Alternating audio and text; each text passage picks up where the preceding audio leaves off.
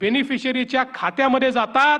आता आपल्याला हे ऐकायला मिळत नाही की तहसीलदाराने पैसा रोखला, तलाठ्याने आमचे पैसे खाऊन टाकले, कुठल्या तरी इंजिनियरने आमचे पैसे मारून टाकले।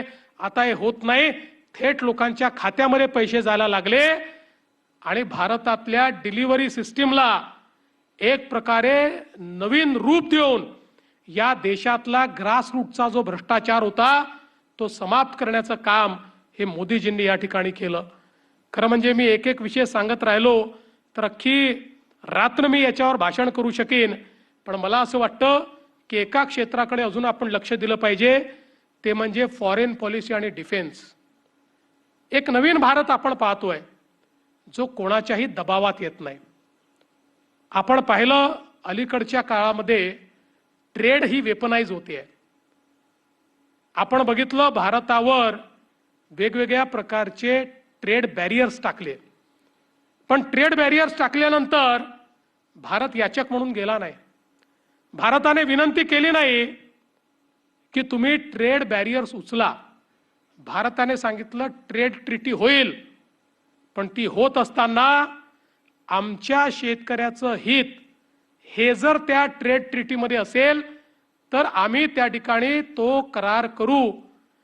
आणि शेवटपर्यंत भारताने कणखर भूमिका घेतल्यामुळे आज आपण पाहतोय अमेरिकेसोबतही आपला करार झाला, तर आपण आपल्या शेतकऱ्याला त्या करारातनं बाहेर ठेवलं।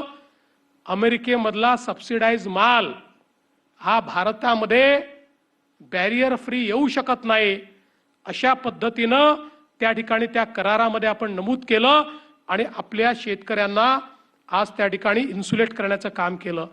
आज स्थिती अशी आहे की आपण इतकं महत्त्वाचं मार्केट झालो आहोत की याच्यामध्ये युरोपने आपल्याशी एफटीए केला। आता भारत आणि युरोप हे असे पार्टनर्स आहेत की ज्यांच्यामध्ये व्यापार करार झाल्यामुळे बॅरियरलेस भारताला आपल्या वस्तू युरोपच्या मार्केटमध्ये पाठवता येतात। आणि आपण आता अशा स्थितीत आहोत की अनेक देशांत व्यापार ट्रेड सरप्लस आहे, आपण ट्रेड डेफिसिट मध्ये नाही आहोत। अनेक महत्त्वाच्या राष्ट्रांसोबत आपण त्यांना जास्त निर्यात करतो आणि त्यांच्याकडनं कमी आयात करतो।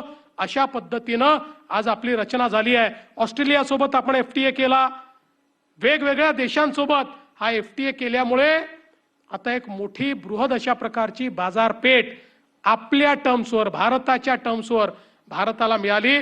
आणि प्रत्येक युद्धजन्य परिस्थितीमध्ये भारताने आपली भूमिका ठामपणे मांडली।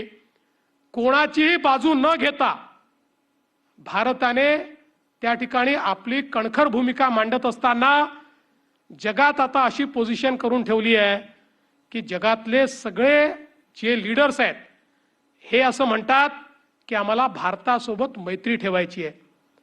कालच आपण ट्रम्प यांचं भाषण ऐकलं असेल, ते म्हणाले भारत आमचा मित्र आहे, भारताला जे पाहिजे ते देण्याकरता आम्ही तयार आहोत। जगामध्ये अमेरिका असो, रशिया असो, युरोप असो, अगदी ज्यांचे युद्ध चालले आहेत ते रशिया आणि युक्रेन असो किंवा अमेरिका, इस्रायल आणि इराण असो, हा प्रत्येक देश म्हणतो आमचा विश्वास भारतावर आहे, आमची मैत्री भारताशी आहे।